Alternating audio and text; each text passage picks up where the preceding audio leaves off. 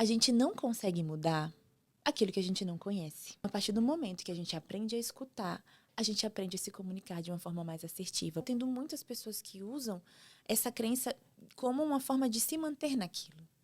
Então, se a gente quer se expressar, a gente precisa liberar o que está nos bloqueando. E é muito possível.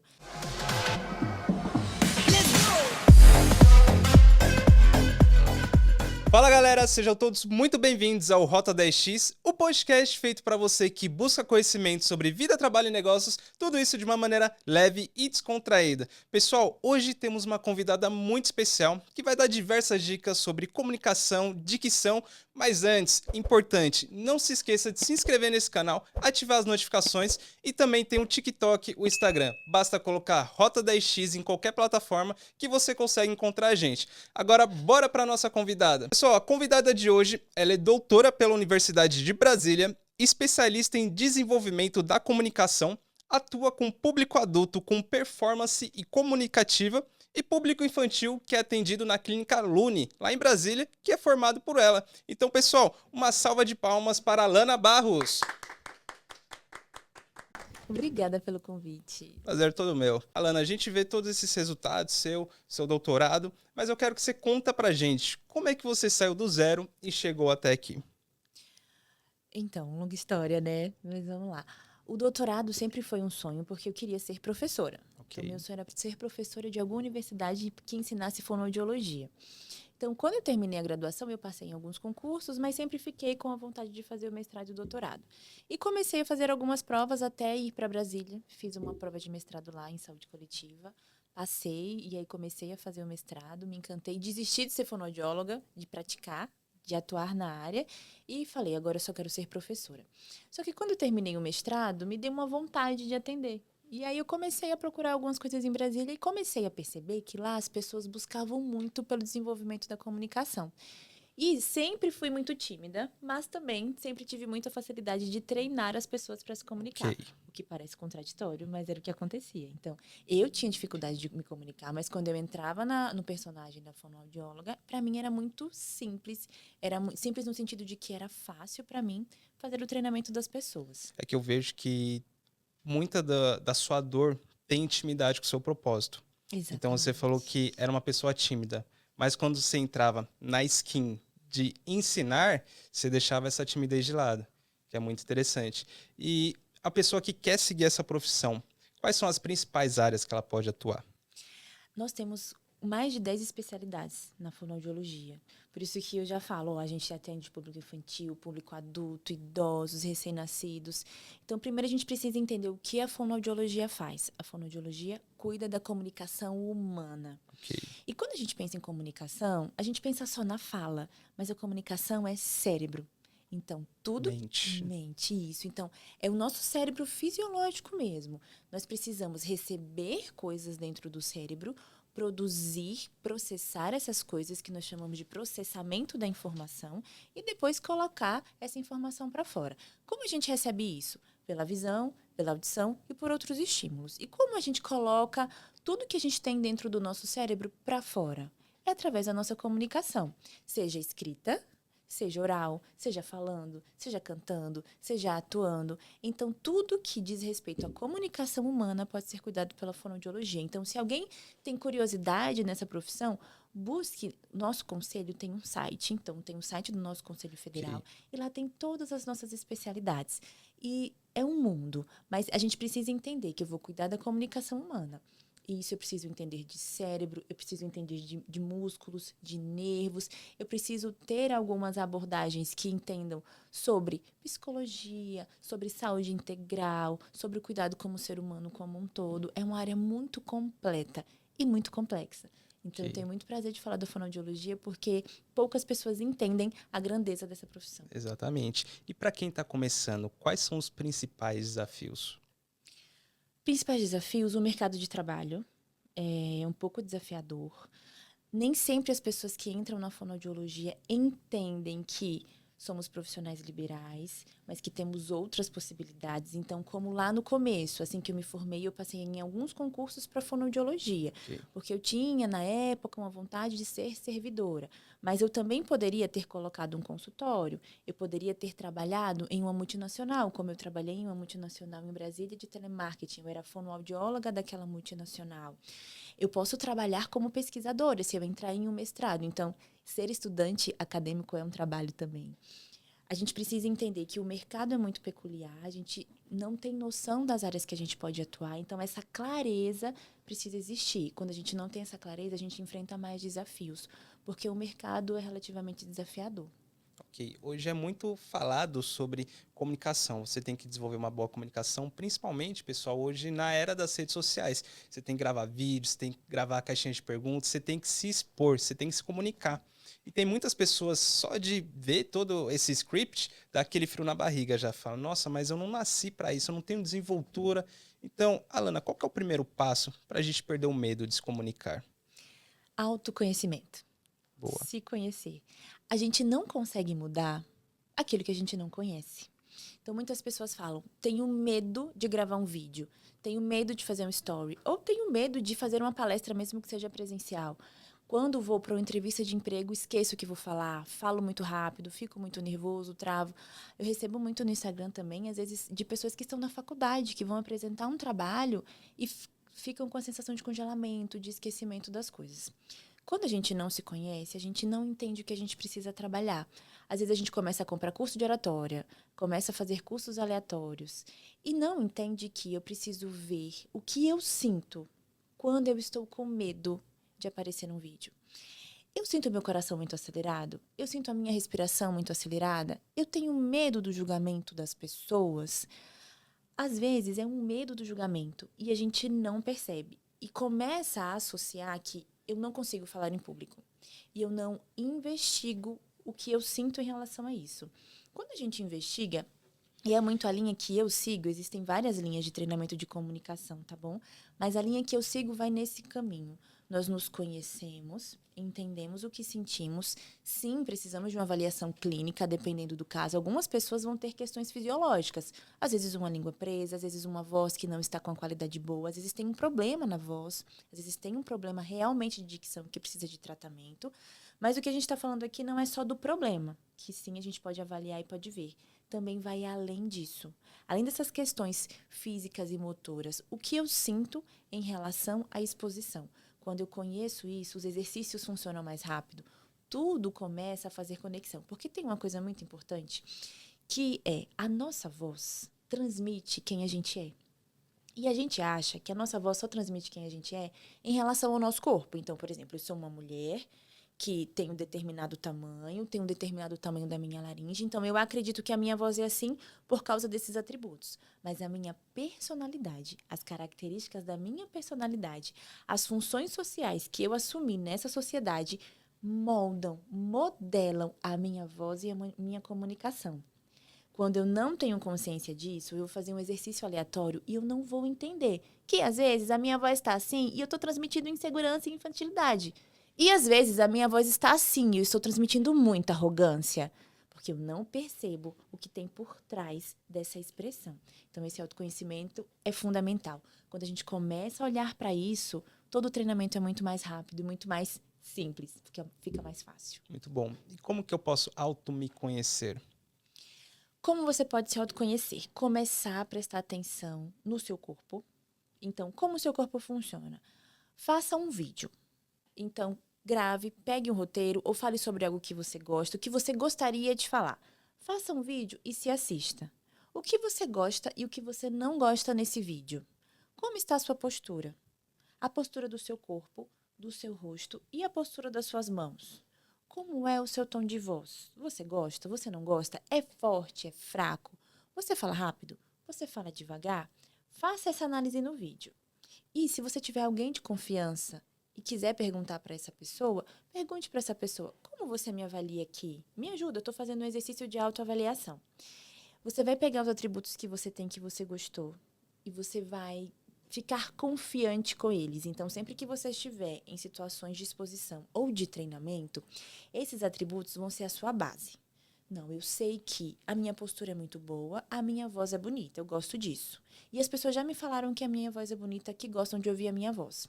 Mas eu percebi que eu olho muito para baixo e que eu falo muito rápido. Porque falar rápido é a sensação que a gente tem que quer fugir, né? E aí a gente transmite para as outras pessoas muita insegurança. Ok, então eu vou usar esses atributos que eu tenho bons, vou usar como força e vou pegar esses outros e vou começar a treinar. Você pode conseguir treinar sozinho com vídeos do YouTube, do Instagram. Eu mesma tenho vários vídeos ensinando isso. Mas se para você estiver difícil começar esse treinamento, talvez você precise de ajuda. E aí um curso, uma avaliação, algo assim. Mas o vídeo ajuda muito. Eu não gosto de treinamento na frente do espelho, porque você assiste o que você está fazendo ao mesmo tempo, você não consegue analisar do mesmo modo. Mas se observe, se assista e, muito importante, em diferentes situações. Porque nós somos diferentes nas diferentes situações. É diferente a Alana na personagem fonoaudióloga, a Alana quando está trabalhando na clínica atendendo, quando está gravando um vídeo. Tem sutilezas na nossa comunicação que mudam de acordo com a situação. E, de novo, como você se sente? Você sente seu coração acelerado? Ok, fisiologicamente é normal sentir o coração acelerado quando a gente está se expondo, porque é uma situação que gera um certo desconforto. Mas esse coração acelerado vai diminuindo à medida que você vai falando, porque isso é esperado. Que esse batimento que estava muito acelerado e essa respiração que estava muito rápida comecem a ficar mais Vai aliviando a regulares. tensão. Isso. E aí, se essa tensão não alivia, o que será que você está sentindo? É medo? É insegurança? De quê? Se você não tem conteúdo? Ou se as pessoas estão te julgando? Ou se você quer sair daquela situação porque você está muito desconfortável? Todos esses detalhes associados entre o corpo, a sensação e o que você está pensando sobre isso ajudam a se conhecer. Muito bom. Sensacional. Adorando. Inclusive, você falou sobre autoconhecimento. A gente está aqui no 11º episódio. Antes de começar, eu falei, não, eu tenho uma boa comunicação. E aí eu comecei a gravar os episódios, eu falei, cara, eu preciso melhorar muito mais. E aí toda vez que saía um episódio novo, eu olhava para mim e me dava altos feedbacks. Então eu falei, não, essa daqui eu tô olhando muito para baixo enquanto eu falo. Essa daqui eu preciso ajeitar minha postura. Tô igual um camarão aqui, por exemplo. Eu preciso alinhar minhas costas. E tudo isso foi que me trouxe até hoje, né? Foi me moldando. Eu tenho certeza que eu tenho muito a melhorar, porque eu nunca paro de aprender. Então ali, eu vejo que tem muitas pessoas que elas se acomodam com o aprendizado que elas têm. Então, se a gente não está aprendendo, a gente está ficando para trás, porque o mercado, as coisas sempre vão evoluindo. Então, se você para de aprender, você estaciona e logo você vai ser ultrapassado. Então, é muito importante a gente se conhecer, autoconhecer. E o que você acha que a comunicação, uma comunicação assertiva, possibilita mais oportunidades para as pessoas? Você acha que quem não se comunica muito bem tem menos oportunidades? Com certeza. Com certeza. E é muito falado hoje na comunicação assertiva, mas nem todo mundo sabe o que é uma comunicação assertiva. Então, o que é uma comunicação assertiva? Para que eu preciso de uma comunicação assertiva? Isso é importante, mas a gente precisa, de novo, olhar. Eu consigo me comunicar bem? Fica mais simples para as pessoas que precisam fazer esse exercício de autoconhecimento. O que é se comunicar bem? Quando eu falo, as pessoas demonstram interesse em me ouvir? As pessoas demonstram que estão me entendendo? As pessoas fazem perguntas? Ou as pessoas fogem? Ou as pessoas ficam sempre falando, o quê? Como assim? Eu não entendi o que você falou. Sabe aquelas pessoas que falam, que têm um discurso desorganizado? E aí, geralmente sempre respondem isso. Como assim? Você pode explicar melhor? Ou o que a gente estava falando agora há pouco. A pessoa fala muito rápido e acaba comendo os sons. Então, veja, a minha dicção, a minha voz, a minha velocidade de fala vem antes de eu pensar em ter uma comunicação assertiva, que seria uma comunicação mais direta, sem rodeios e que traga a informação mais importante para aquele momento. Exatamente. Mas não adianta nada eu ficar preocupada se eu estou falando demais, se a minha dicção está ruim. Se eu estou falando muito rápido. Os dois têm que andar juntos. Exatamente. Então, eu preciso entender que, quando eu me comunico bem, eu estou comunicando a minha ideia, eu estou esperando que o outro me entenda, eu estou também querendo entender a outra pessoa. Que, de novo, quando as pessoas falam de comunicação assertiva, no inconsciente coletivo, o que tem? É uma via de mão única. Quando, na verdade, a comunicação é uma troca. Nós estamos em uma mesa e estamos jogando. Você joga uma bola para mim, eu recebo a bola e eu te devolvo a bola. As pessoas querem treinar a comunicação só jogando a bola. É o seu feedback, é como você me olha, é como você me ouve, que molda o que eu vou te devolver. Então, quando a gente entende isso, faz sentido ser essa via e faz sentido eu querer desenvolver outras coisas, assim como o meu discurso, a organização das minhas ideias. Tem uma autora que se chama Amy Cuddy. Ela tem um livro muito famoso. Eu tenho alguns livros dela, mas esse é um dos mais antigos. É o meu favorito, que se chama O Poder da Presença. Nesse livro, tem uma fala que ela fala de escutar. E eu gosto muito da forma como ela coloca sobre a escuta. Tem muitas pessoas que já falam sobre a escuta, tem pessoas que falam de escutatória, mas acredito que a forma que a Amy Cuddy traz é mais impactante. Ela fala que quando a gente aprende a escutar, a gente aprende a abrir mão do poder. Então, na nossa ilusão, ter poder é enquanto eu estou falando, eu estou no microfone. Então, veja como eu tenho autoridade, como eu sou poderosa. Quando, na verdade, escutar, quando eu silencio, quando eu abro mão desse poder, eu estou com o poder. Porque eu tenho o poder de te entender. Entender o que você quer de mim e entregar exatamente o que você quer. Então, se eu aprendo a escutar, eu aprendo a ser assertiva. Porque eu estou entregando o que você realmente está me pedindo.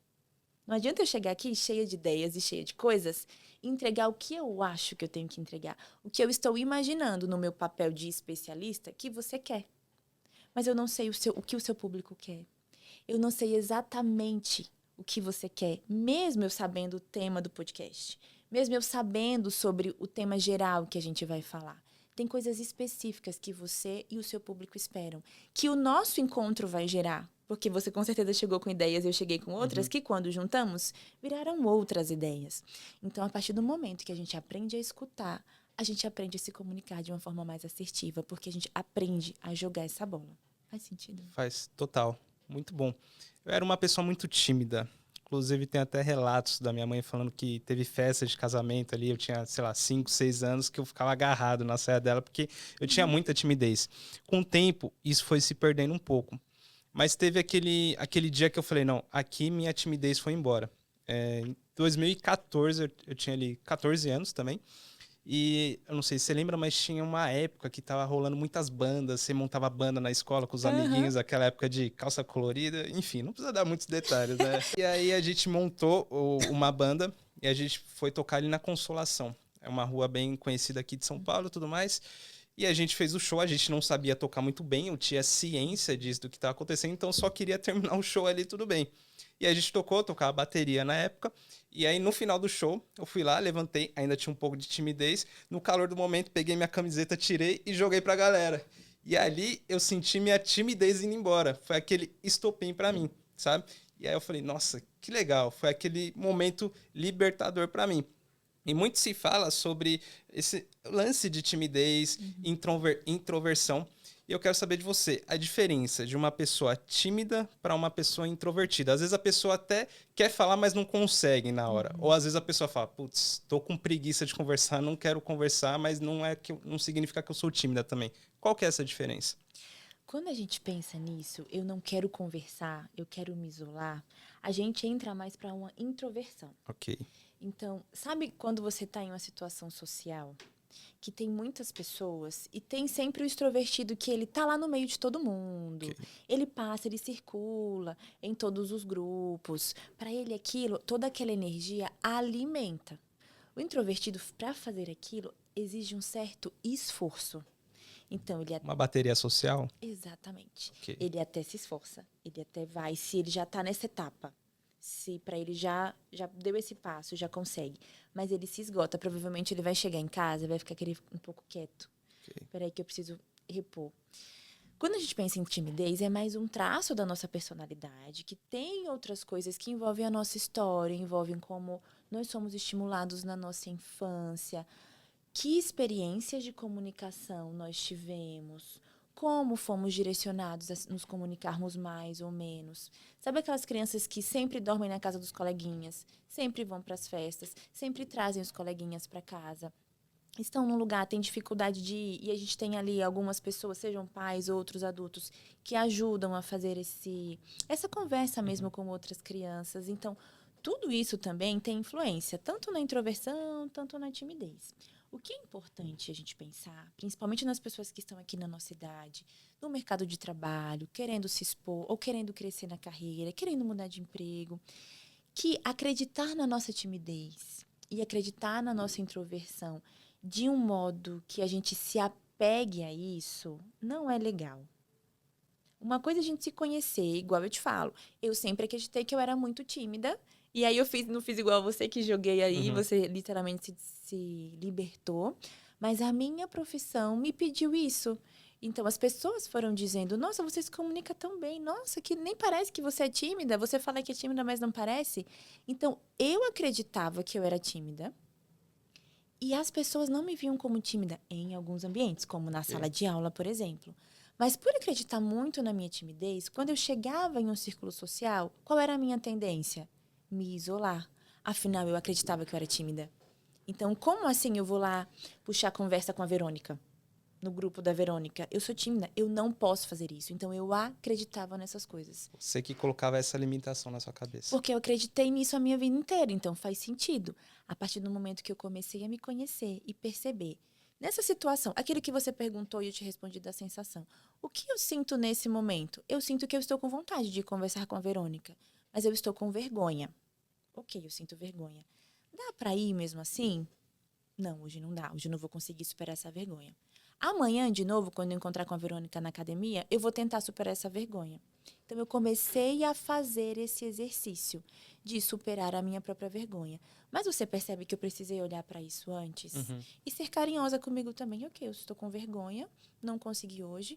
Amanhã, se eu tiver vontade de novo, eu vou tentar. Importante você entender o que está acontecendo. Isso. Porque o primeiro passo para a mudança é o reconhecimento. E não usar esse reconhecimento como forma de manter aquilo. Porque muitas pessoas, eu atendo muitas pessoas que usam essa crença como uma forma de se manter naquilo. Então, se a gente quer se expressar, a gente precisa liberar o que está nos bloqueando. E é muito possível. E muito importante a gente deixar claro, nem todo mundo consegue fazer isso sozinho, tá bom? Para algumas, então, você conseguiu fazer isso sozinho. Eu consegui fazer sozinha, de certo modo. Não precisei de um apoio muito grande no começo, mas as pessoas me deram esse feedback. Mas no momento que eu quis Seu ambiente te ajudou. Isso, meu ambiente me construiu. Assim como o meu ambiente de desenvolvimento infantil me construiu algumas coisas, o meu ambiente da vida adulta me ajudou a liberar. Mas, por exemplo, quando eu quis ir para as redes sociais, eu precisei de uma psicóloga. E olha que engraçado isso, porque eu já ensinava, eu comecei a falar nas redes sociais, deve ter uns 5 anos, mais ou menos, assim, mas muito pouquinho, com muita vergonha. Eu comecei a soltar mesmo ali no finalzinho da pandemia. Só que no começo, as pessoas falavam assim, você dá tanto treinamento de comunicação, por que você não está na internet? E eu falava, porque eu tenho muita vergonha. Falava para mim, eu não falava exatamente para as pessoas. Só que eu tinha vontade. Eu queria, porque eu achava muito legal as pessoas que faziam isso. E aí eu fui para psicóloga e eu falei, tenho vergonha de falar na rede social. Aí ela, você que treina um monte de gente? Eu falei, exatamente. E aí eu precisei desse suporte dela. Ela foi me ajudando a reconhecer essas coisas e eu percebi que eu tinha vergonha de ser julgada pelas minhas professoras, pelas pessoas que eram mais especialistas do que eu. Necessidade de aprovação. Sim. E medo do julgamento. Então, medo do julgamento, necessidade de aprovação e medo de não ser suficiente também. Então, muita gente não fala hoje nas redes sociais, por exemplo, porque tem medo de não ser suficiente. Exatamente. Tem muitas pessoas que querem, mas não conseguem por conta dessas limitações. E é o que a gente sempre fala aqui, vergonha não paga boleto. Então você tem que se expor. Você não vai conseguir ter a boa comunicação se você não gravar stories. Começa ali gravando 2 por dia, 3. De repente você não se sente segura, começa ali só com sua voz. E aí depois você vai lá, coloca seu rosto, você vai se aparecendo, que é muito importante. E uma parte da linguagem é a parte não verbal, porque a gente consegue se expressar através da nossa fala, mas também tem a linguagem não verbal, inclusive tem até um livro que chama O Corpo Fala, onde tenta desvendar algumas linguagens não verbais e como a gente pode transmitir uma confiança maior através da nossa linguagem utilizando o nosso corpo. Ótimo. Então, vamos pensar que tudo que é aberto e esticado transmite mais segurança e mais força. Okay. Se eu estiver aqui mais corcunda, com os meus braços aqui, os meus braços escondidos, a minha boca mais fechada e olhando geralmente para baixo, então geralmente quando eu precisar pensar em alguma coisa e olhar para baixo, o que eu vou transmitir? Insegurança, medo, fuga.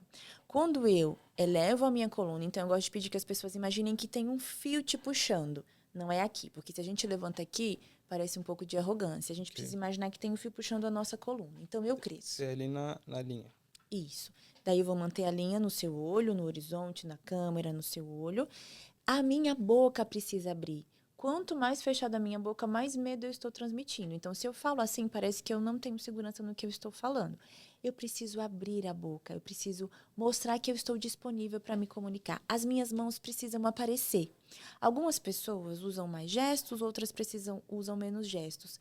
A gente tem uma questão muito pessoal aí. Ninguém é obrigado a usar gestos igual a ninguém. Não tem um padrão, né, pra seguir. Não tem um padrão. Apesar de algumas pessoas falarem que tem, não tem um padrão. O que você precisa é dar sentido para o que você está falando com as suas mãos. Mas talvez os excessos atrapalhem? Esses excessos atrapalhem, porque aqui eu estou muito exagerada. Se eu penso que tem um quadrante aqui, mais ou menos na linha do meu queixo, na linha do meu ombro e na linha da mesa, eu posso usar isso aqui porque eu estou dando sentido. Se eu estou falando de expandir o conhecimento, eu vou trazer gestos de expansão. Se eu quero ser mais firme, incisiva, nesse caso acontece assim. Por outro lado, acontece assim. Eu trago gestos mais simbólicos, firmes e simbólicos, mas as minhas mãos aparecem e dão sentido para o que eu estou falando. A nossa comunicação não verbal funciona em áreas do nosso cérebro que são mais inconscientes, então a gente não percebe quando a gente está olhando para baixo, a gente não percebe quando a gente está mexendo nos óculos, quando a gente está girando o relógio, quando a gente está assim. Por isso o exercício... É o inconsciente. Isso. Por isso o exercício de se assistir e se observar. Mas quanto mais você se exercita, melhor você fica. Então, quando você percebe que a sua coluna está caindo, você levanta.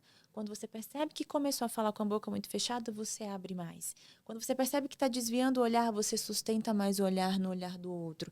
Você se mantém sempre maior e mais presente. Então, é esse exercício. E lembrar que é inconsciente. Por isso que a comunicação não verbal precisa muito que a gente se assista ou que peça feedback, porque tem coisas que a gente não percebe. Até se tornar algo natural. Algo natural. Você não precisa ser bom para começar, você só precisa permanecer até você se tornar bom.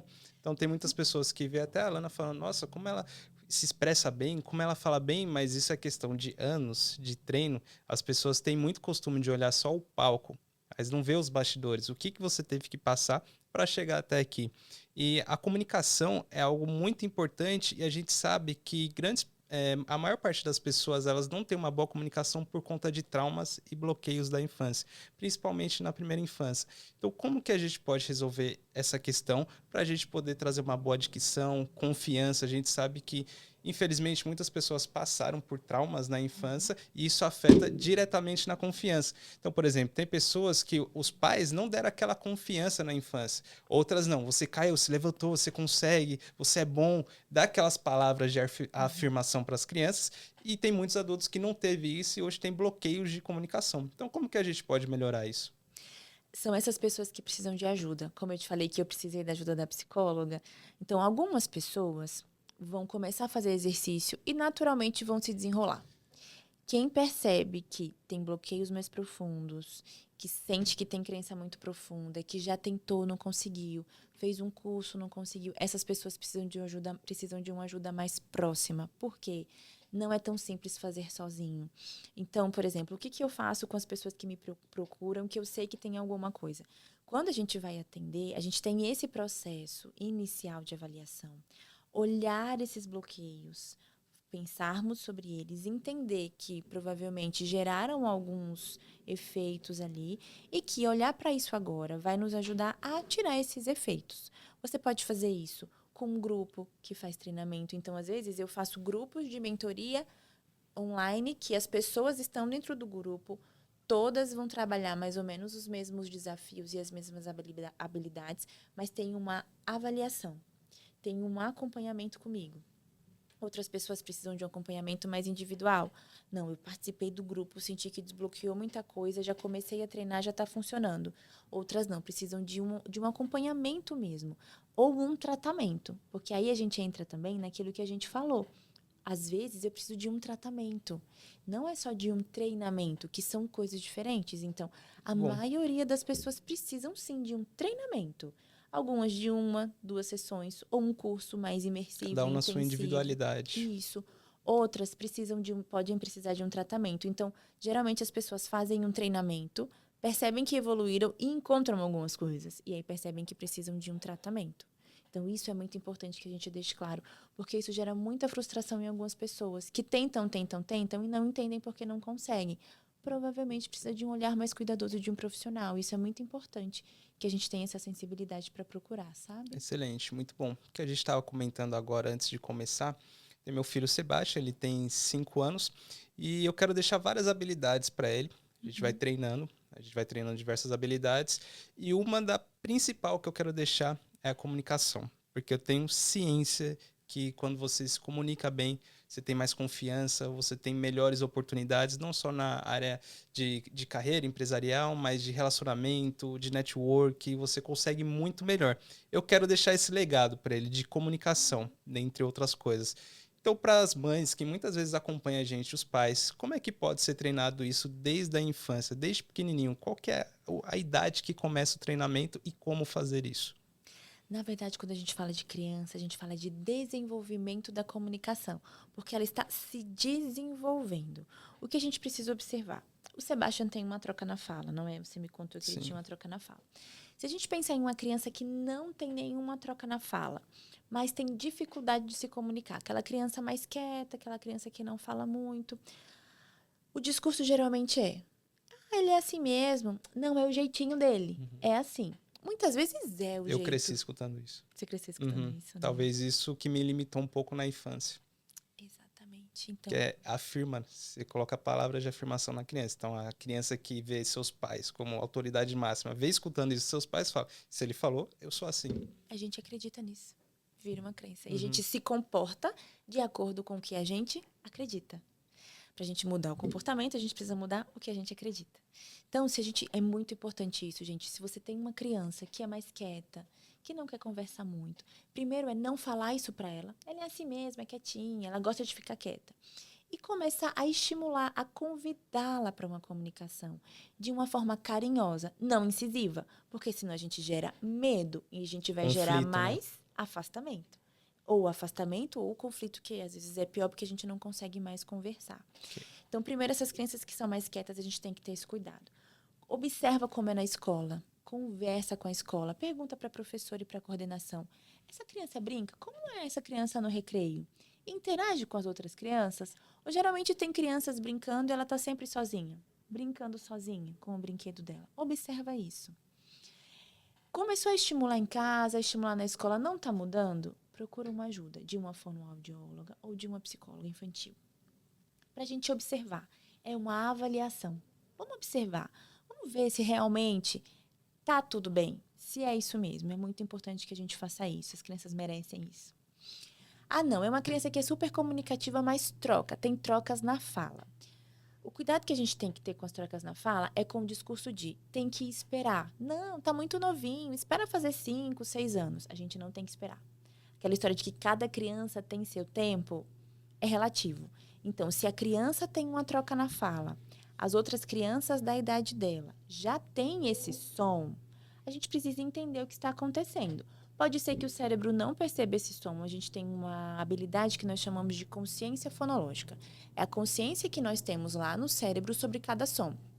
Então, lá na minha cabeça, quando eu pronuncio f, eu sei que é o som da letra F. E quando eu pronuncio v, eu sei que é o som da letra V.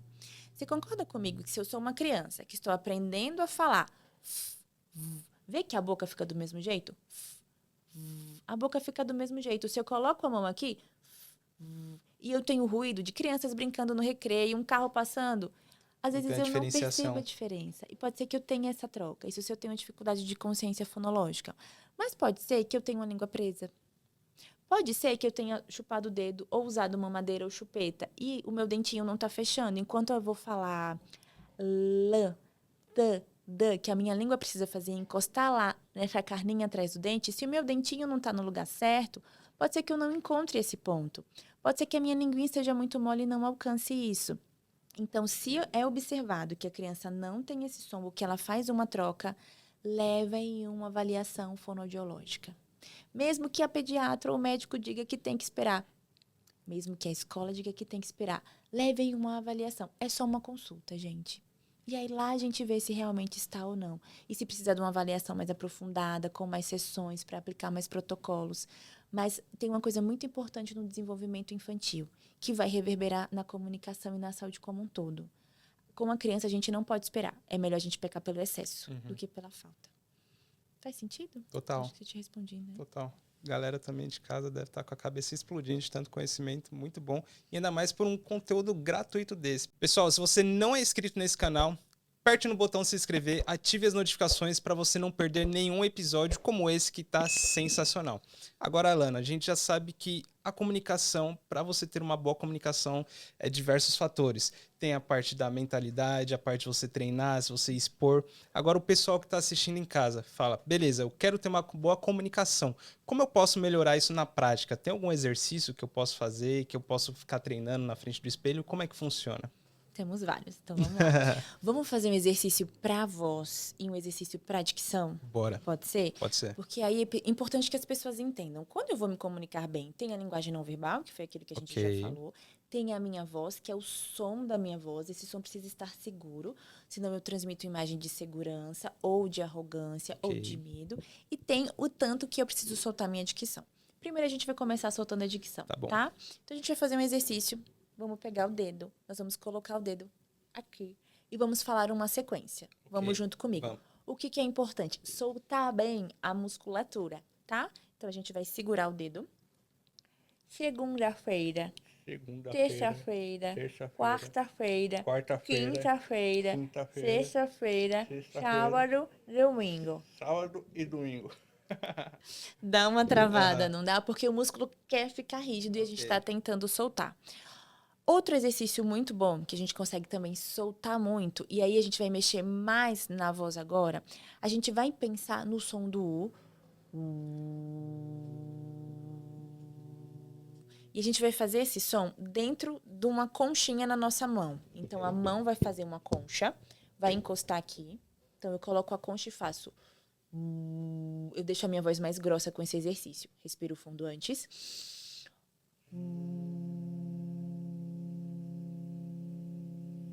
Você vai sentir até a voz reverberar, fazer um barulhinho aqui dentro. Vamos de novo. Respiro fundo.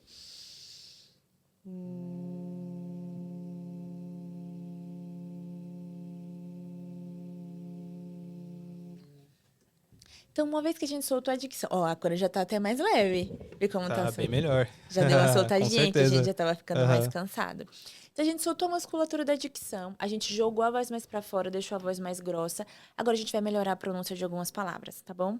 Repita comigo. Sasraçá. Eu vou fazer todo e depois você faz, tá bom? Ó, melhorando a pronúncia do R e do S. Sasraçá. No meio tem R. Isso. Então, vamos juntos. Respira fundo. A gente vai até o U, tá? Eu faço e você repete. Vamos lá. Sasraçá. Sastraçá. Sestrecé. Sestrecé. Sestrecê. Sestrecê. Sistrici. Sistrici. Sistrici. Sistrici. Sosroçó. Sosroçó. Susruçu. Susruçu. Agora tudo de uma vez? Eu tô fazendo com a mão porque quando você fez visualmente, ficou mais fácil para eu entender. Subir no R. Exatamente. Só cuidado no I, que não é stri. É muito engraçado que as pessoas entendem stri. Sri. Sri. Isso. Então vamos bem rápido agora, tá? Nossa. 1, 2, 3 e... Sasraçá, sestrecé, sestrecê, sistri, sossosró, sossosrô, sussusru. Sassasrá, sestrecé, Nossa, pelo amor de Deus. Enrolou tudo. Vai ficar de treino pra casa. Meu, muito difícil, muito difícil. Difícil, pelo menos né? no começo, né? É difícil pra quem não faz fazendo. muito, mas tenho certeza que com treino eu vou conseguir. Mas agora, a primeira impressão é difícil. Sim. E esses exercícios parecem simples, mas mexem em muitas coisas. Mexe na musculatura, mexe na voz e mexe no processamento do nosso cérebro. Por isso que é mais complexo Aham. mesmo. E dá pra fazer dirigindo, dá pra fazer enquanto você tá anotando coisas aquecendo. Então tá Fazendo aqui esteira na aquecendo. academia. Não, na academia não Ah, te não? machuca. Ah, então não faço na É. academia, tá? Nunca faça um exercício de voz fazendo exercício ou correndo, assim, porque faz muito esforço Entendi. na prega Mas sabe vocal. por que eu falei isso? Porque eu fiz um desafio comigo de correr 21 dias, 5 quilômetros todos os dias. Boa. Tô sofrendo até no O joelho joelho aqui, tá. mas eu tô indo, eu vou firme, não tem possibilidade de eu desistir. E quando eu tô fazendo esteira, eu gosto de otimizar meu tempo. Então eu tô vendo um podcast, estudando alguma coisa. Eu pensei, bom, se eu tô fazendo esteira, posso otimizar fazendo exercício, mas não é recomendação, tá, pessoal? Não faça isso. Esse não, outro sim, mas esse não, porque pode machucar a prega vocal. E Ok. tem muita gente que faz exercício, que fala muito na academia também. Já viram aquelas pessoas que estão correndo e estão conversando com a pessoa do Mais lado? conversa do que treina. Isso, quando a gente tá fazendo esforço físico, não é bom ficar conversando, porque a gente acaba. A prega vocal é um músculo, nem todo Ok. mundo sabe disso, né? Mas a prega vocal é um músculo. É encoberto por mucosa, que é essa pelezinha que a gente tem dentro da boca. Mas é um músculo que, quando a gente faz muita força, machuca. Tanto que tem pessoas que têm calo nas pregas vocais, que são os Nossa. nódulos nas pregas vocais. E ela não Então, tem formato de cordas vocais, tipo de um violão. na verdade, são pregas, a gente chama de cordas porque são pregas. Elas ficam aqui, então a gente tem a laringe, que faz isso. Ok. Então a gente tem a cartilagem tireoide, que aqui, ó, vê que eu tô apertando a prega vocal, a minha Aham. voz ficou fina. Soltei, a minha voz voltou a normal. Então elas ficam aqui. Quando a gente respira, estão abertas. Quando a gente fala, estão fechadas. Então elas fazem assim. Ok. Quando a gente grita, a gente bate uma na outra. Então isso machuca. Se eu tô fazendo esforço físico, toda a minha musculatura não tá fazendo muita força. Uhum. Fazendo muita força, eu também tô fazendo muita força aqui. Então por isso que não é bom falar enquanto a gente faz força no exercício físico. Boa. E controle de respiração, entonação, tudo isso faz parte dessa técnica que a gente aplicou agora. Exatamente. Se a gente pensa na respiração, e é aquilo que a gente estava conversando das pausas respiratórias, a gente não lembra que para sair voz precisa sair ar. Se eu não respiro antes, oi pessoal, bom dia, tudo bem? Eu não tenho combustível. O combustível da voz é a respiração. Eu preciso respirar fundo para ter uma voz com força, com potência. Então, sim, eu preciso abrir mais a boca, eu preciso ter consciência da minha postura corporal, mas eu preciso ter som. Então, se eu quero ter uma voz mais forte, eu preciso aprender a respirar antes de começar a falar. Então, eu imagino que a minha fala está sendo escrita. Se a minha fala estivesse sendo escrita, eu colocaria uma pontuação. O ponto final é uma pausa, e nessa pausa eu preciso fazer uma respiração. Se eu faço isso, eu tenho potência na minha voz e eu dou às outras pessoas a oportunidade de pensar sobre o que eu estou falando. Sabe aquelas pessoas que a gente admira? Pensa aí, Barack Obama falando, por exemplo. O discurso dele tem pausas estratégicas. Quando ele chega no final de uma ideia, quando ele conclui uma ideia, ele coloca uma pausa. Respira fundo para começar a nova ideia. Quando a gente aprende a fazer isso, a nossa fala fica muito mais clara.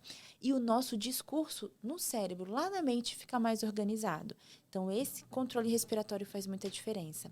Já a entonação é a intenção que eu quero colocar nas palavras. Então, qual a intenção que eu quero colocar nessa frase? Quando a gente entende a intenção, a gente aprende a colocar a entonação.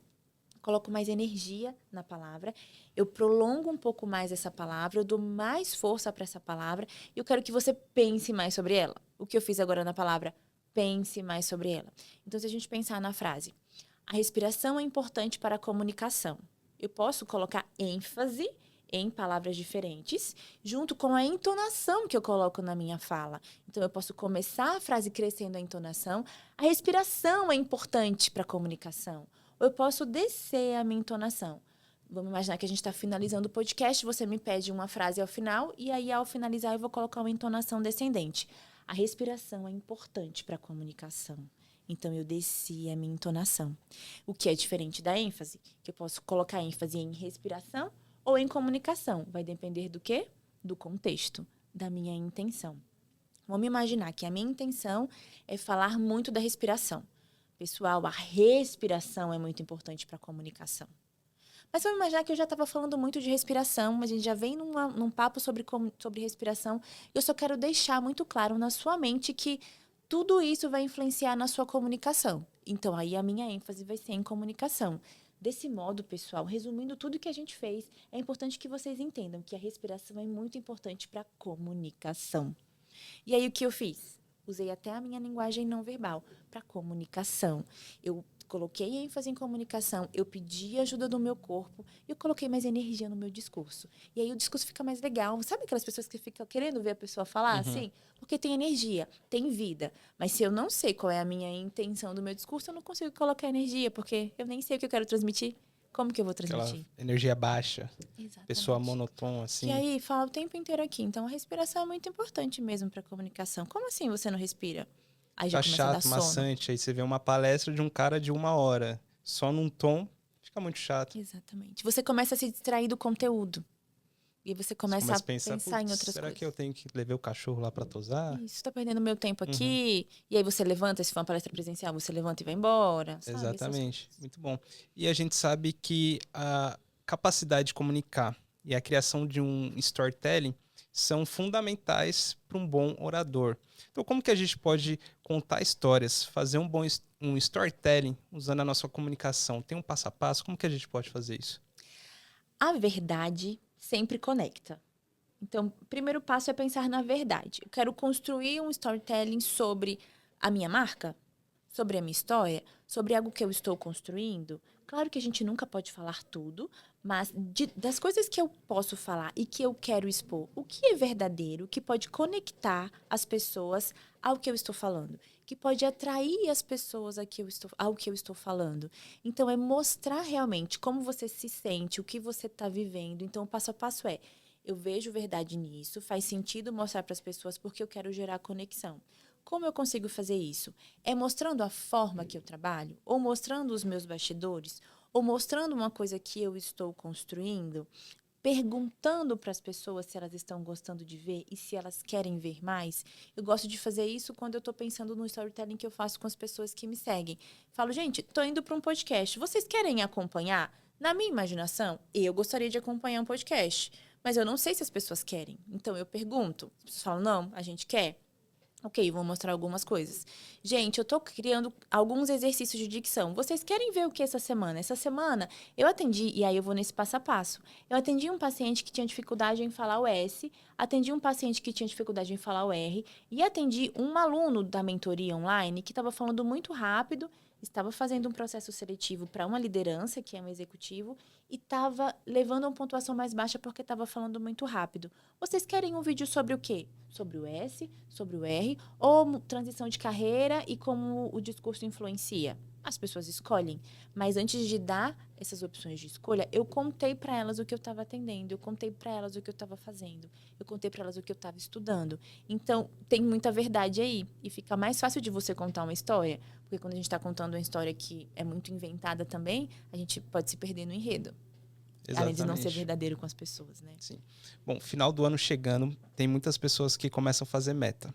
E aí chega dia 31 de janeiro, estourando champanhe, a família reunida, e ela tem ali no bloco de notas todas as metas que ela anotaram, só que a gente sabe que a maioria delas não vão ser cumpridas no próximo ano. Como que a gente pode trabalhar nas metas para que elas sejam mais efetivadas no próximo ano? Primeiro é reconhecendo o nosso momento. Então, que momento de vida eu estou? Eu estava conversando agora há pouco com uma profissional, assim, incrível. Ela tem um cargo super alto em uma rede de franquias. E ela estava se cobrando muito. Ela tinha ali uma lista de centenas de metas para esse ano. Só que o que eu observei no momento que nós estávamos conversando no almoço, ela não percebeu tudo que ela fez e viveu do início do ano até agora. Muitas das coisas que ela fez já estavam nas metas. Então, algumas coisas ela já deu ali o check. Mas outras aconteceram de uma forma inesperada na vida dela. Então, o que a gente estava conversando é, vamos observar que momento da vida você está? De todas essas, vamos imaginar agora um exemplo aleatório, de todas essas 20 metas que nós temos até o final do ano, até 31 de dezembro, quais dessas conseguimos quebrar em metas menores que vão conseguir entrar na nossa rotina? Quando a gente começa a fazer esse exercício, a gente vê que muitas não cabem, porque a gente não observa que momento de vida a gente está. Hoje, eu tenho metas que eu sei que eu não consigo fazer sozinha. Então, eu tenho uma empresa, eu tenho outra empresa de rede social, eu tenho pessoas que trabalham comigo. Então, tem algumas metas que não são minhas, não são individuais da Alana. Então, eu preciso ter essa clareza que, no momento de vida que eu estou, eu preciso abrir mão do controle, por exemplo, para pedir ajuda para as pessoas que querem compartilhar dessa meta comigo, dessas metas comigo. Já as minhas metas que são muito individuais de Alana, eu preciso olhar, ter clareza e dizer: essa eu consigo colocar em submetas, mas principalmente, essas fazem parte de todo o contexto. Porque se é uma meta que está muito descontextualizada, mesmo que a gente tenha muito mais tempo, não vai fazer sentido. Então, às vezes, é uma meta que está na nossa agenda porque alguém falou que era bom para nós. Porque eu vi em um podcast que isso poderia ser legal, mas não faz sentido com o meu momento de vida. Então, entender que momento de vida a gente está, se a gente tem metas a mais, se a gente não está entendendo se essa meta faz parte do nosso todo e aonde a gente quer chegar com ela. Quanto menos a gente tem, mais a gente pode se dedicar a isso. Então, se eu tenho metas mais claras, mais condizentes com o meu contexto de vida, melhor eu consigo enxergar, mais eu consigo me dedicar e eu não fico com aquela sensação de culpa e frustração que geralmente a gente tem, né, no final do ano, essa sensação de frustração, porque a gente não bateu coisas que a gente ficou se distraindo, que muitas vezes a nossa lista de metas é uma distração para a gente não olhar para o que a gente tem que olhar. Então, muito bom. Se a minha meta é que o meu podcast seja o maior podcast de empreendedorismo, carreira, até tal ano, o que eu tenho que fazer para isso? E se vierem outros convites, e se vierem outros assuntos, isso faz sentido para minha meta? Não faz. Então, pode ser um convite muito bom, muito interessante. Se não combina com o meu contexto, com o que eu quero entregar realmente, é distração, não é meta. Mais importante do que dizer sim é saber falar não. O melhor exercício é aprender a dizer não. E não é fácil aprender a dizer não. É um exercício, mesmo quando a gente aprende, é um exercício diário de olhar para isso, o que realmente faz sentido e o que não faz sentido. Tem um livro que me ajudou muito, que tem um Renan antes desse livro e depois, que é A Única Coisa. Excelente, que te ajuda a colocar no caminho, e também O Essencialismo. É um livro muito bom, excelente, que recomendo para todo mundo que está em casa. Você vai conseguir colocar mais controle na sua vida. Porque se você não tem o controle da sua agenda, outras pessoas vão ter o controle da sua própria agenda. Agora, umas perguntas rápidas. Tá bom. Defina a família. Família é um lugar, vou falar lugar, porque não necessariamente precisa ser a nossa casa, precisa ser a nossa família de sangue, mas um lugar em que você tenha pessoas que te acolhem. Então, pode ser uma família, sim, de sangue, pode ser uma família que não seja de sangue, pode ser uma família de amigos, mas um lugar que tenha pessoas em que você possa se expressar realmente, que entendam quem você é, que te acolham, que te ofereçam ajuda e que te peçam ajuda. Que seja um lar, independente de onde você esteja. Muito bom. Uma inspiração de comunicador do Brasil. Comunicador do Brasil? Nossa, que difícil. Eu tenho muitas inspirações de comunicadores. Eu gosto muito. Essa não é famosa, tá? Mas eu gosto muito da minha orientadora. Ela foi minha orientadora do mestrado e do doutorado. Foi jornalista por muitos anos, mas ela tem um poder muito grande de se conectar com as pessoas, olhar nos olhos, ter um tom de voz que é seguro e acolhedor ao mesmo tempo, tem uma velocidade de fala que permite que as pessoas entendam o que ela fala, porque o discurso dela é muito complexo, ela é muito inteligente. Mas, apesar disso, todo mundo entende o que ela fala, porque ela tem esse poder de traduzir o conhecimento dela para qualquer pessoa, para qualquer público. Então, isso é muito magnético para mim, você conseguir se comunicar bem com qualquer pessoa. Uma inspiração de fora. De fora, eu gosto muito do Obama, pela forma como ele constrói, e aí muito mais na forma. O tom de voz, gestos, postura, velocidade de fala e conexão com as pessoas. O que a Alana não tolera? Desrespeito e falta de ética. Então, o princípio da relação humana precisa ser o respeito. Respeitar o espaço, respeitar o outro. Então, isso é um exercício diário que a gente precisa fazer. O que a Alana gosta de fazer? Eu gosto de estudar, gosto de conversar. Então, o que a gente está fazendo aqui, eu faria por horas, adoro conversar. E gosto muito de fazer exercício físico. Então, atividade física, estudar e conversar. O que você diria para a Alana de 10 anos atrás? Você não imagina onde você pode chegar. Então, continue. Muito bom. Agora, para quem tá nos assistindo em casa, ver todo esse papo, muitos conhecimentos, deve estar com a cabeça aí explodindo de tantas ideias, porém está passando por um momento desafiador, muitas das vezes está pensando em desistir. O que você pode falar para essa pessoa que está ali prestes a tomar uma decisão que vai afastar ela do progresso? Muito bom.